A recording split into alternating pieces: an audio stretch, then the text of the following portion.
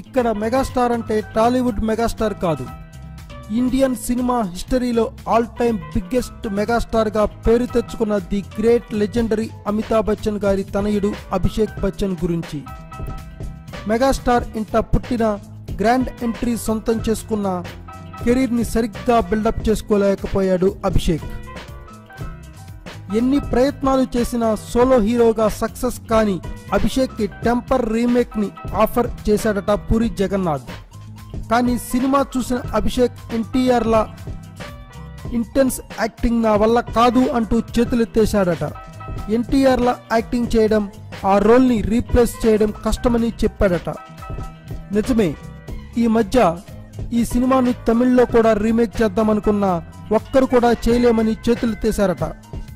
టాలీవుడ్ హీరోల్లో ఒక్క ఎన్టీఆర్ సినిమాకే పెద్దగా రీమేక్ కాలేదు.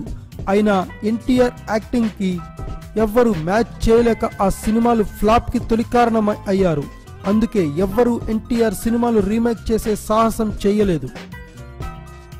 Thanks for watching. Please subscribe our channel.